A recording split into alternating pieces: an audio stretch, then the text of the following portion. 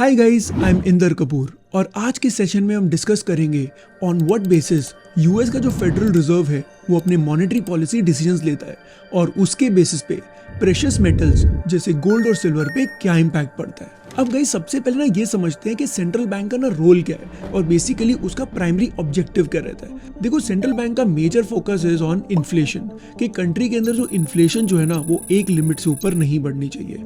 अगर मैं specifically US की बात करता हूँ तो दिस इज अराउंड 2%। और साथ में second focus is on unemployment rate, कि अनएम्प्लॉयमेंट रेट जो है ना वो एक पर्टिकुलर रेट से ऊपर नहीं जाना चाहिए। अब कहीं सिंपल सी बात समझो, अगर इकोनॉमिक एक्टिविटी अच्छा परफॉर्म कर रही होगी, like for example any economy, let's suppose US economy is doing well, तो ऑटोमेटिकली अनएम्प्लॉयमेंट रेट अपने आप कम हो जाएगा। ठीक है, और अगर इकोनॉमिक एक्टिविटी खराब होगी तो अपने आप ये रेट बढ़ना शुरू हो जाएगा। तो फेडरल रिजर्व का बेसिकली काम क्या है कि अपनी पॉलिसी को इस तरीके से एडजस्ट करे कि इन्फ्लेशन भी कंट्रोल में रहे और इकोनॉमिक एक्टिविटी भी बढ़ती रहे। अब इसको एक बार समझते हैं आज की करंट सिचुएशन में।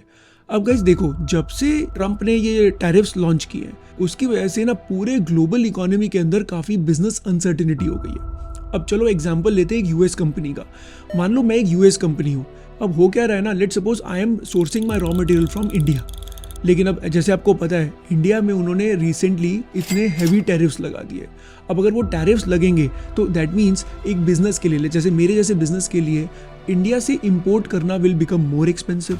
और सिंपल सी बात है, एक लिमिट तक ही मैं अपना प्राइजेस जो है वो आगे अपने कस्टमर्स को पास ऑन कर सकता हूँ, क्योंकि वो लोग यार एक लिमिट से ऊपर तो एक पर्टिकुलर चीज़ के लिए पैसा देंगे नहीं। तो उस पॉइंट ऑफ टाइम पे व्हाट हैपेंस इज, अब मुझे बहुत सारी चीज़ें फिगर आउट करनी पड़ेंगी कि यार अब मैं इंडिया से अगर प्रोडक्ट नहीं लूँगा तो where will I get the product from. क्या मैं चाइना से लूँ या मैं किसी और कंट्री से लूँ, और वहाँ पर क्या रेट्स पड़ेंगे, क्या मैं आगे वो चीज़ कर पाऊँगा, क्या ट्रम्प कोई और पॉलिसी आगे कहीं लगा देंगे and what not. At the end of the day आप ये समझो there is a lot of uncertainty, और जब अनसर्टिनिटी होती है ना तो उस पॉइंट ऑफ टाइम पे सबसे पहला इम्पैक्ट जो पड़ता है ना वो बिजनेस के कॉन्फिडेंस पे पड़ जाएगा। ऐसी सिचुएशन के अंदर ना जो बिजनेसेस होते हैं ना वो क्या करते हैं, हायरिंग जो है ना उसको रोक देते हैं, या फिर वो काफी कॉशियस हो जाते हैं इन टर्म्स ऑफ हायरिंग। और अगर हायरिंग को रोक देंगे तो इसका इम्पैक्ट सीधा अनएम्प्लॉयमेंट रेट पर आ जाएगा।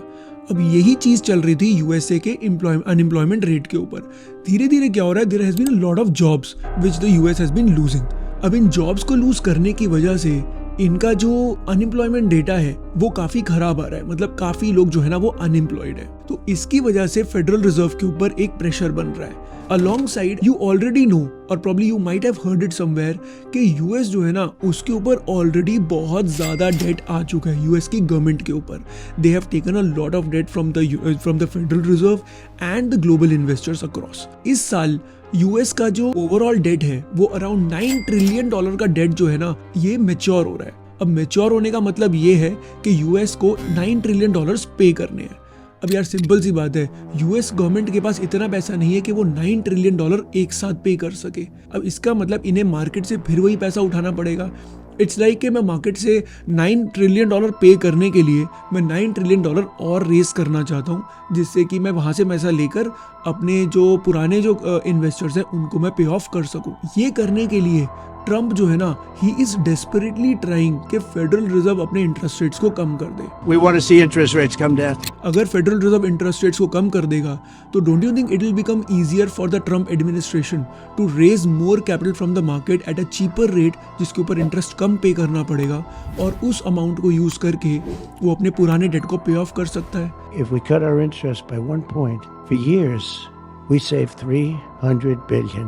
If we cut it by 2 points, we save $600 billion a year. $600 billion. तो यही ट्रम्प की बेसिकली पॉलिसी चल रही है इस पॉइंट ऑफ टाइम पर, and he has been putting a lot of pressure on the federal reserve के किसी भी तरीके से वो इंटरेस्ट रेट्स को कम कर दे। तो एक तरफ ट्रम्प जो है ना वो डेस्परेटली चाहता है कि जेरम पॉवेल जो यूएस फेडरल रिजर्व के जो चेयरमैन है वो इंटरेस्ट रेट्स को कम कर दें, और एक जगह मार्केट में ये भी बात चल रही है, यूएस गवर्नमेंट इतना ज़्यादा प्रेशर कर रही है फेडरल रिजर्व को कि अगर इंटरेस्ट रेट्स उन्होंने कम कर दिए तो इसका मतलब उनकी जो इंटेग्रिटी है ना वो कॉम्प्रोमाइज हो सकती है। Jerome, too late. Come too late, pal. I think he's terrible. People can say whatever they want, that's fine. The President and I are both concerned about the foundations of the Fed. Central bank independence, we have to fight for We're it. never going to be influenced by any political pressure. अगर मैं last इनकी meeting की बात करूं तो इन्होंने बोला है कि yes we are open to interest rates, but हम इस सिचुएशन को ऑब्जर्व करेंगे, उसके हिसाब से विल थिंक कि क्या करना चाहिए। तो ओवरऑल देखो गाइस, ये सिनारियो चल रहा है यूएस गवर्नमेंट का एज ऑफ दिस मोमेंट। अगर मैं लास्ट मंथ के डेटा की बात करूँ, अभी सितंबर के अंदर अभी लेबर का जो डेटा आया है,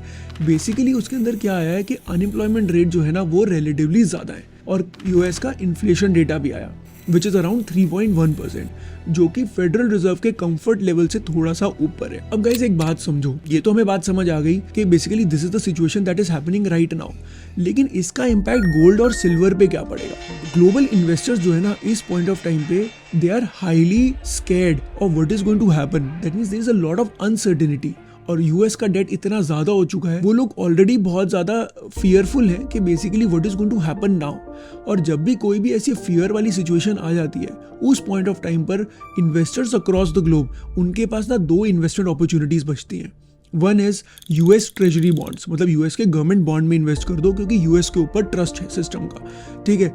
along side the second thing is the precious metals like gold and silver. अब देखो एक सिंपल सी बात समझो, आज तक तो यही चलता आ रहा था कि ये दोनों मेजर सेफ हेवंस हैं, कोई भी क्राइसिस सिचुएशन आएगी तो उस पॉइंट ऑफ टाइम पर लोग इसके अंदर इन्वेस्ट कर लेंगे, एंड अल्टीमेटली क्राइसिस से निकलने के बाद they will start investing in other more riskier investments, जिससे वो अच्छा रिटर्न जनरेट कर सके। लेकिन आज प्रॉब्लम ये चल रही है, यूएस गवर्नमेंट के ऊपर ट्रस्ट जो है ना धीरे धीरे सिस्टम का कम होता जा रहा है। यूएस के ऊपर इतना डेट है, तो अगर कोई नया बंदा पैसा गवर्नमेंट को अगर ये पैसा देगा, तो आप एक बात समझो, गवर्नमेंट को अगर इतना पैसा मिलेगा तो उनके ऊपर रिस्क ज्यादा है इन्वेस्टर्स के ऊपर, तो they are expecting a higher interest rates. तो हो क्या रहा है ना, अगर फेडरल रिजर्व ने इस बार इंटरेस्ट रेट को कम कर दिया, इसका मतलब इन्वेस्टर्स को उतना रिटर्न नहीं मिलेगा यूएस गवर्नमेंट बॉन्ड्स पे, और अगर वो नहीं मिला तो ultimately people will start taking their money out of the US treasury bonds and they will invest that money into gold and silver. अब यही हुआ लास्ट मंथ, जैसे ही फेडरल रिजर्व ने ये बोला कि we are open to interest rate cuts, तो बहुत सारे इन्वेस्टर्स ने क्या किया, बहुत सारा पैसा यूएसए के ट्रेजरी बॉन्ड से निकाल लिया, और वो पैसा कहाँ इन्वेस्ट कर दिया? गोल्ड के अंदर और सिल्वर के अंदर, जिसकी वजह से लास्ट 1 मंथ में गोल्ड और silver has seen unprecedented rally, और इतने ज्यादा प्राइजेस इनके 1 मंथ के अंदर ही इंक्रीज कर गए हैं, इन द होप कि फेडरल रिजर्व अभी 16 और 17 सितंबर को इनकी मीटिंग है। मार्केट इज ऑलरेडी अहेड, ये सोच के कि फेडरल रिजर्व जो है ना इस बार इंटरेस्ट रेट्स को कम कर देगा, ये सोच के गोल्ड और सिल्वर के प्राइसेस ऑलरेडी अभी से ही इंक्रीज कर गए हैं। अब पॉइंट इज कि प्राइसेस तो बढ़ चुके गोल्ड के और सिल्वर के भी, राइट, लेकिन अब ना everything depends on the federal reserve meeting कि 16 तो 17 सितंबर को क्या होता है। क्योंकि अगर फेडरल रिजर्व ने, देखो डेटा हमारे पास आ चुके हैं, अनएम्प्लॉयमेंट डेटा खराब है और इन्फ्लेशन का जो डेटा है वो थोड़ा हाई आया है, तो अब ना फेडरल रिजर्व जो है ना वो थोड़ा सा एक डिलेमा में अंदर रहेगा कि वो इकोनॉमिक ग्रोथ को फोकस करे या फिर वो इन्फ्लेशन को। मार्केट ऑलरेडी एक्सपेक्ट कर रही है कि इंटरेस्ट रेट तो गिरेगा ही गिरेगा। अब सिंपल सी बात समझो, अगर इंटरेस्ट रेट गिर गए तो गोल्ड और सिल्वर की जो प्राइसेस हैं वो ऑलरेडी काफी हद तक बढ़ चुके हैं, राइट। लेकिन अगर गलती से फेडरल रिजर्व ने ये बोला कि because the inflation rate is higher we want to see how things goes for the next 1 month, और हम नेक्स्ट मंथ कोशिश करेंगे या सोचेंगे कि इंटरेस्ट रेट्स को इंक्रीज करना चाहिए या नहीं, तो उस पॉइंट ऑफ टाइम पर there will be a massive sell off in the gold and silver, जिसकी वजह से प्राइजेस काफ़ी ज़्यादा गिर जाएंगे, क्योंकि प्राइजेस बड़े ही इस एक्सपेक्टेशन से थे कि इंटरेस्ट रेट्स जो है ना वो कम हो जाएंगे। तो now it remains to be seen कि आगे फेडरल रिजर्व क्या करता है। Market is just waiting for the signal कि फेडरल रिजर्व जो भी करेगा उसके हिसाब से ये कोर्स ऑफ एक्शन डिसाइड होगा कि where the price of gold and silver are going to go from here on. और साथ में यूएस की जो ट्रेजरी बॉन्ड्स हैं उसके अंदर यील्ड क्या रहेगी।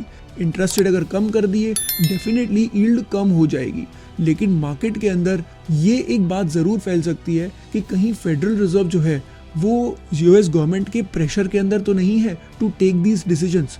Now this remains to be seen what kind of decision federal reserve is going to take. Okay, so I hope you like this particular session, and if you like this video then don't forget to like, share and subscribe to the channel. I'll see you in the next one.